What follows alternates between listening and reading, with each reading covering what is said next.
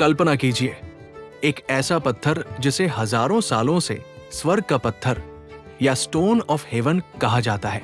इतिहास में कई संस्कृतियों ने माना कि ये पत्थर शरीर, मन और आत्मा के संतुलन से जुड़ा है। इस पत्थर का नाम है जेड। जेड मुख्य रूप से दो प्रकार का होता है, नेफ्राइट और जेडाइट। प्राचीन चीन से लेकर ग्रीक, मध्य पूर्वी, आयुर्वेदिक और तिब्बती परंपराओं तक जेड को समृद्धि, सुरक्षा और सकारात्मक ऊर्जा से जोड़ा गया है।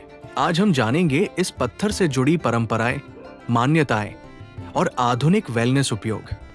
हिस्ट्री। इतिहासकारों के अनुसार चीन में जेड का उपयोग लगभग 8000 साल से भी अधिक समय से किया जा रहा है। वहां इसे कहा जाता था यू, और कई कालखंडों में इसे सोने से भी अधिक मूल्यवान माना गया। प्रसिद्ध चीनी दार्शनिक कन्फ्यूशियस ने जेड को कई नैतिक गुणों का प्रतीक बताया, जैसे दया, न्याय, ज्ञान और ईमानदारी। प्राचीन चीन में नेफ्राइट जेड का उपयोग अनुष्ठानों और शाही वस्तुओं में किया जाता था, जबकि जेडाइट बाद के समय यानी किंग डायनेस्टी में सौंदर्य और प्रतिष्ठा का प्रतीक बना। इसी वजह से जेड को कभी कभी कहा गया स्वर्ग का पत्थर यानी stone of haven. Feng shui, चीन की पारंपरिक व्यवस्था। फेंग शुई में जेड को शुभ माना जाता है। लोग मानते हैं कि ये घर में संतुलन और सकारात्मक माहौल बनाने में मदद कर सकता है। कुछ परंपराओं में जेड को घर के दक्षिण पूर्व हिस्से से जोड़ा जाता है, जो धन और अवसर का क्षेत्र माना जाता है। जेड को ची यानी जीवन ऊर्जा के संतुलन से भी जोड़ा जाता है। कई लोग इसे पहनते हैं क्योंकि उन्हें लगता है कि ये शांति, भावनात्मक संतुलन और सकारात्मक सोच यानी पॉजिटिव थिंकिंग को बढ़ावा देता है। Traditional beliefs around the world. Jade से जुड़ी मान्यताएं दुनिया की कई पुरानी चिकित्सा परंपराओं में मिलती है, लेकिन ये समझना जरूरी है कि ये ऐतिहासिक और सांस्कृतिक विश्वास है। प्राचीन ग्रीस। नेफ्राइट शब्द ग्रीक भाषा के उस शब्द से जुड़ा है जिसका संबंध किडनी से माना जाता था।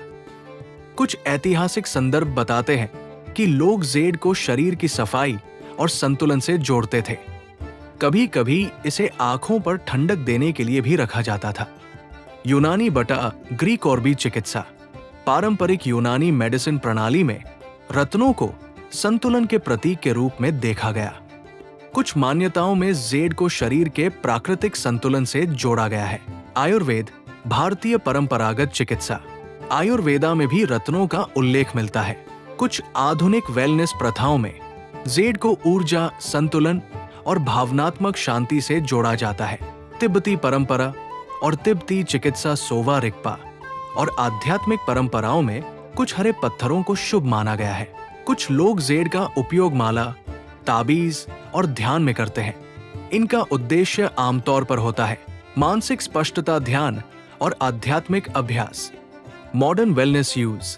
आज के समय में जेड का उपयोग कुछ वेलनेस उत्पादों में भी देखने को मिलता है, जैसे जेड रोलर, गुआशा टूल या हीटेड जेड मैट। कुछ निर्माता कहते हैं कि गर्म किए जाने पर जेड से निकलने वाली गर्माहट और फार इंफ्रारेड लाइट रेस शरीर को आराम दे सकती है। इसी संदर्भ में फार इंफ्रारेड वेलनेस उपकरण भी लोकप्रिय हुए हैं। लोग इन्हें अक्सर मसल रिलैक्सेशन, आराम और स्पा जैसा अनुभव पाने के लिए उपयोग करते हैं। हालांकि इन प्रभावों पर वैज्ञानिक शोध सीमित हो सकता है और परिणाम व्यक्ति दर व्यक्ति अलग हो सकते हैं।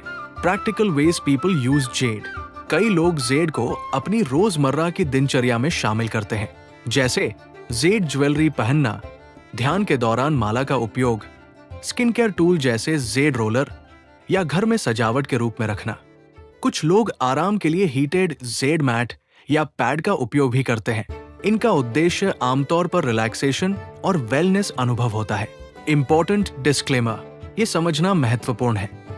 जेड से जुड़े अधिकांश लाभ ऐतिहासिक परंपराओं, सांस्कृतिक विश्वासों और आधुनिक वेलनेस प्रथाओं से आते हैं। इन्हें वैज्ञानिक रूप से प्रमाणित चिकित्सा उपचार के लिए और रिसर्च के जरूरी है।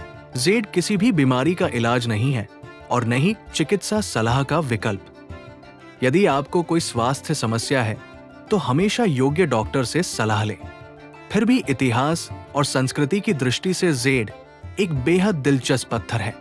हजारों सालों से लोग इसे सुंदरता, संतुलन और सकारात्मक प्रतीक के रूप में देखते आए हैं।